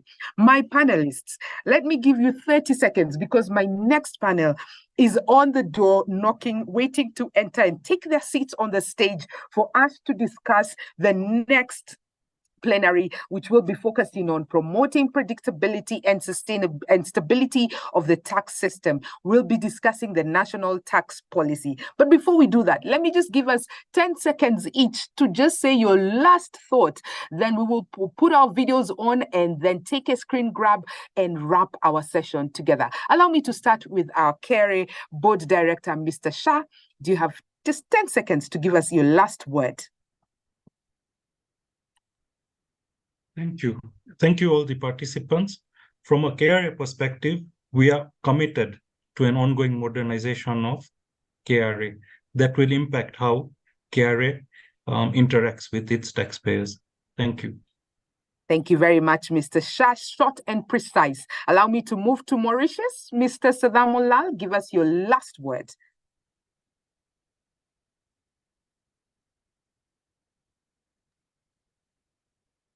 We in Mauritius try to communicate to the taxpayer and assure him that he will be treated fairly, equitably, and honestly.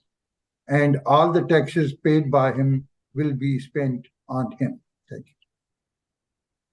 All right. Let me move to Sweden. Thank you, Mr. Lal. Let me move to Sweden. Mr. Understreet. Asante sana. I would say that you're on the right track. what we discussed here today, I think it lays the ground for the steps you want to take. And from the Swedish side, we would just love to help with the knowledge and experience and all the good cooperation we've had during the years. Thank you so much. Thank you, Anders. And let me move to OECD. Joseph Steed, your last word. Yes, I think to reiterate what Anders said, it sounds like Kenya's on the right track, and certainly we at the OECD are ready to help in any way we can down the journey. I think the one thing to say is we've talked a lot about the link with public services, and one of the challenges will be how to balance the fact that it takes a while to build public services up. So how you deal with that lag whilst the tax revenues start to pay through public services, but before all the infrastructure is built, will be a challenge to face. And I wish you best of luck. Thank you very much, Joseph. Before I bring in our PS, our Principal Secretary for State Department of Economic Planning, I wonder if my Commissioner General has one last word before we bring in the PS, sorry. Mr. Watanga, do you have a last word?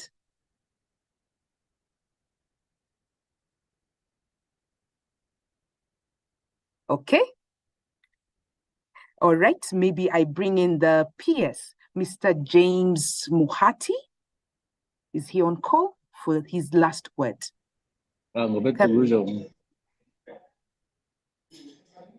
Okay. All right. Okay. Mr. Watanga or Mr. Muhati, can you hear me? All right, that's fine. We can do our wrap up. Let's take our videos on. Is the media team, take that screen grab. Let's give it a nice smile. This is the panelists of, I see you, Anders waving. Plenary one, thank you very much. Great conversation. We were talking about the tax morale and tax compliance. I think the screen grab. Okay, let's give it a smile. And 1, 2. I think the screen grab has been taken. Thank you very much. We will now take a thank you, bye. Please take our greetings and please do not go. Take our greetings to your revenue administrations. Please do not go because our Cabinet Secretary for Cooperatives, Micro, Small and Medium Enterprises Development, Mr. Simon Chelugui, is on call, ready to give and deliver the keynote address for Plenary 2. We shall take a 10-second break and then change over to Plenary 2 media team. Let's do the changeover.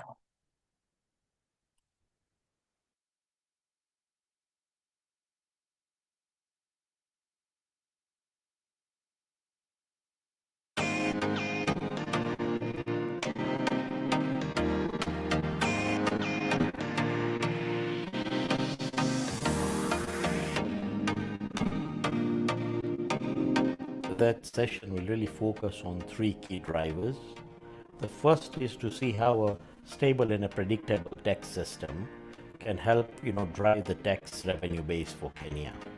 But also, other simple ways of expanding the tax base based on a national tax policy that creates the area of stability. And any tax policy, has to be predicated on 6 key pillars. The first is that it needs to be fair to the people. So everybody is paying his right burden of tax. The second is that it should be simple, that everybody should be able to understand it. And simple does not mean that it's simple for everybody, but especially at the SME level, is it simple enough not to create a cost burden on the taxpayers while implementing it. The third is really the efficiency of how that money is used.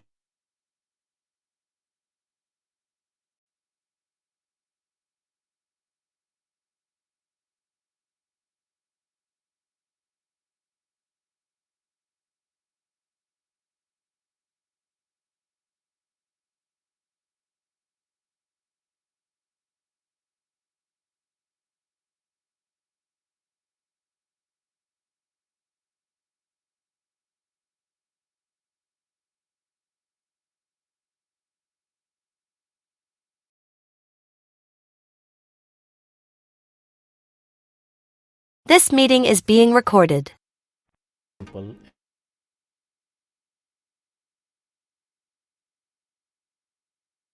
and in an effective way by making them electronic and now slowly bringing them from a web-based system to a mobile-based system, and that will help anybody to connect and fill their tax returns.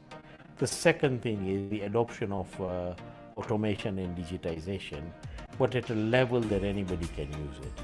And while the current system is not as efficient, I think there is a lot being done behind the scenes so that anybody with a basic smartphone is able to file their tax returns effectively.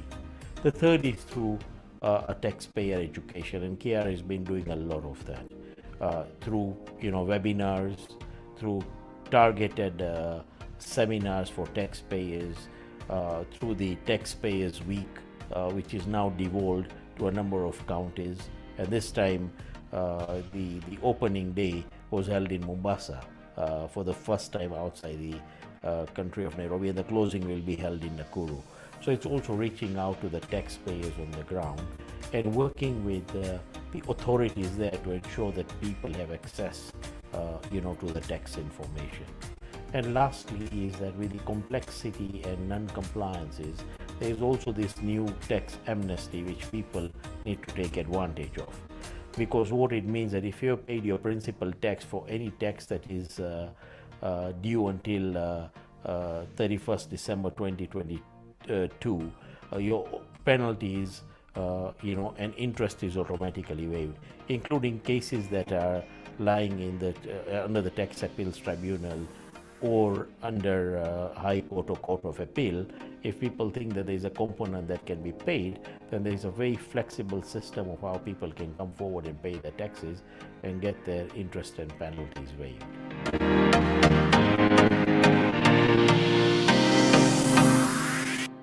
So I think when we look at expansion of tax base, people look at it negatively. Okay, but expansion of tax base is really bringing to net the people who want to pay tax but do not have the wherewithal in terms of resources, in terms of understanding.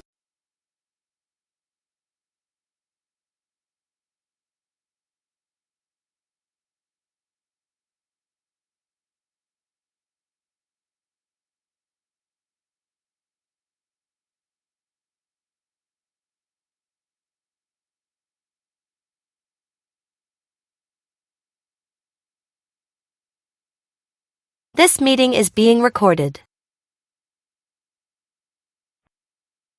31st December 2022, all the payments, all the interest and penalties are automatically waived.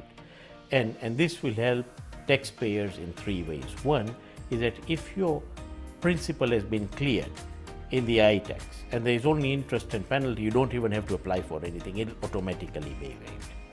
On the other hand, if you have any principal that is remaining, you can go to KRA, make payments over a period that is allowed under that provision, and then once the payment is made, your interest and penalties are automatically waived. But the third part is also people who are currently disputing the tax assessment, whether they are under the objection stage or TAT or the court of or the appeal stage in High Court or Court of Appeal or Supreme Court. If there is a part that they want to concede, that automatically that concession is accepted and the interest and penalties are waived, and that will make it really easy for people whose ledgers have not been cleaned for a long time because they've applied for waiver of interest and penalties, or they've already settled their cases in TAT and have applied. All these people will automatically have those interest and penalty waived. So it's a really good thing in terms of taking advantage of that amnesty. Okay. The second part is the e-teams, and I think e-teams has two benefits. One is that it is a simple way that you don't need to invest in any technology. If you have a smartphone, you can generate, after registering on the platform, an invoice. But the second part is that it also helps compliant businesses to know that they are actually dealing with another compliant business. Because the problem is that compliant businesses buy things, but when they go to claim input VAT, the supplier has not paid VAT on the other hand. So this will automatically help over a period of time to pre-populate your VAT return, because everything you sell, the output VAT will be recorded. Everything you buy, as soon as the other party declares that invoice in its system, your input VAT will be done. So it's going to be very simple. You pull out that document from eTIMS in time to come and see if that agrees with your ledger, and you file it. Okay, so it'll make it easier that there will not be any reconciliation issues. And if there are gaps, then before you file the return, there will be red flags that will help you resolve it. So all these disputes about whether you claim input VAT correctly or not will automatically be resolved by the system, and that will simplify in time to come the cost of compliance.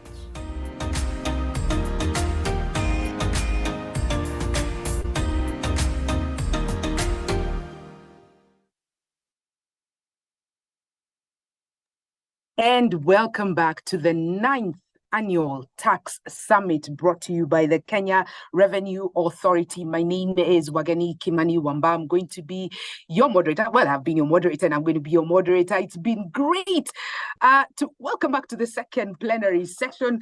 Our theme for the Tax Summit is turning the real, building a resilient and progressive tax system. We have just been challenged in plenary one, where we're talking about tax morale vis-a-vis tax compliance. What's the nexus? What can we learn from other authorities? What can we do as the Kenya Revenue Authority? Welcome to the second plenary session. Very excited. So we started up here and we are scaling the heights and going even higher, because this conversation will keep you glued. I was going to say glued and screened. So glued to your screen, because we're talking about promoting predictability and stability of the tax system. We're having a conversation around the national tax policy as a tool for tax base expansion. Now, in this particular plenary, our discussion is around the importance of establishing a stable and predictable policy to drive the social economic objectives of our country, Kenya, through the national tax policy. Now, a national tax policy is an encompassing framework or set of guiding principles formulated by government to outline its approach to taxation. And the national tax policy covers various aspects of taxation, such as rates, exemptions, deductions, incentives, and administrative procedures. The policy serves as a strategic tool to achieve revenue generation, economic growth, social equity, and other policy objectives. KRA board, KRA senior management, esteemed delegates from KRA staff, from the media, from academia, from various revenue administrations. This session will put you on your keyboard, typing all the questions. Our subject matter experts are on the other end, waiting to respond to your question.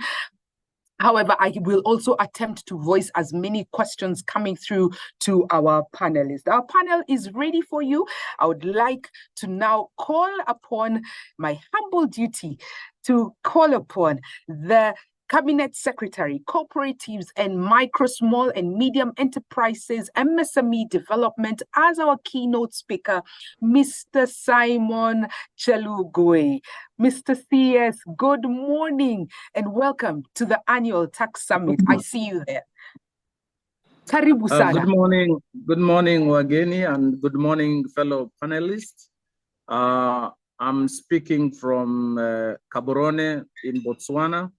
I'm here on official duties, but I'm excited to participate in this discussion. And I'm bringing you the perspective of micro, small, and medium enterprises, which is the perspective of many, many Kenyans. And as you know, and having served as Minister for Labor and Social Protection before, we were able to isolate, or rather cluster, the type of jobs we have in Kenya. We have about 18 million jobs. 15 million of those jobs are informal, or rather MSMEs. and is the role that I play right now. So it's my great pleasure to honor to join you during the 9th Annual Tax Summit convened for us to exchange views on the importance of establishing stable and predictable policies to drive socioeconomic objectives of our country through the national tax policy. At the onset, let me begin by noting the importance of MSMEs. The micro, small, and medium enterprises are key players in production of goods, industrialization, innovation, and creation of employment that impact directly on our economy of our country. The sector provides opportunities for absorbing the low-skilled, economically excluded segment of the labor force, including youth, women, persons with disability, and those with low levels of education. A recent National Economic Survey report by the Central Bank of Kenya indicates that MSME constitute 98% of all businesses in Kenya, and they create 30% of the jobs annually. You're aware that we have over 1 million graduates every year from our secondary and tertiary institutions who graduate. Our economy we have actually 1.2 million graduates every year from tertiary and secondary schools. And our economy can only absorb 800,000. So about 400,000 young people end up in informal employment every year. The sector creates employment for over 15 million people with value output of 3.3 trillion, or rather 24.2 billion US dollars, making it a high priority segment in realization of government's bottom-up economic transformation agenda. Also, the statistics point to the potential the sector has in contributing the tax revenue, and therefore there is need to focus on tax enabling environment by addressing some of the factors that hamper maximization of tax revenue in the MSME sector. There are a number of factors impeding maximization of tax revenue in the MSME sector. One of them is informality. Majority of almost all of them, all the MSMEs in Kenya operate informally, making them difficult to track for tax purposes and hence remaining out of the tax net. Informal businesses often do not register for taxes, resulting in revenue losses for the government. Cash transactions are prevalent in many MSMEs, hence posing a challenge to monitor and verify for tax purposes. There is also limited record keeping. Many MSMEs often lack proper financial records, and they lack proper records, and hence making it difficult for the tax authorities to verify in the income and tax liability accurately. MSMEs lack proper accounting and record keeping practices, which poses challenges to enforcing tax compliance. The other issue is lack of tax education and awareness. The board and management of KRA need to up their game in sensitizing and creating awareness. Many SMEs are not aware of their tax obligations or available incentives. Many also have difficulties in using the digital tax platforms for filing and report on taxing. Then finally, the other challenge is lack of digital infrastructure and skills. Many parts of Kenya still don't have mobile networks or infrastructure to enable them file file their tax returns. So while digitalization can streamline tax processes, most MSMEs lack the necessary digital infrastructure and skills to access online taxes. So in order for us to maximize tax revenue through predictable and stable national tax policy as a tool for tax-based expansion. I would hasten to say there's no country in the world that has achieved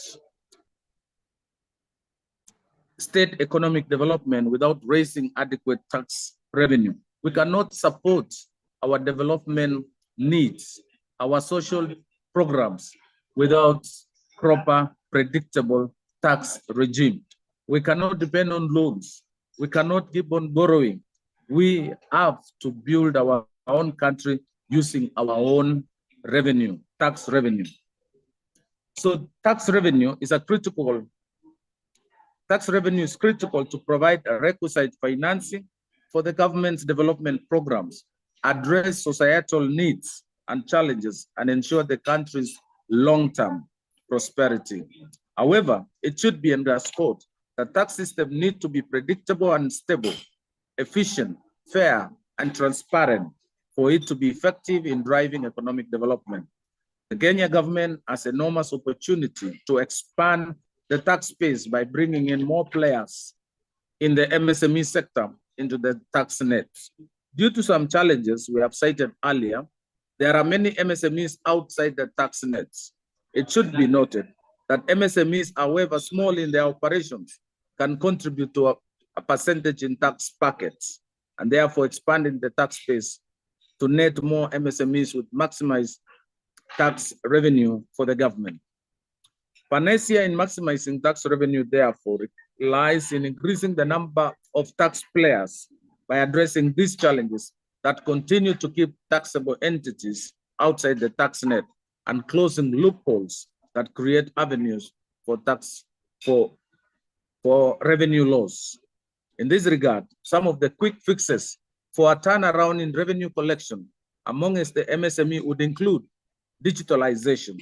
I am happy with what the government is prioritizing now.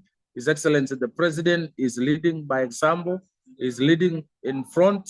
And I remember in December last year, the theme of our Jamhuri celebration was digitalization.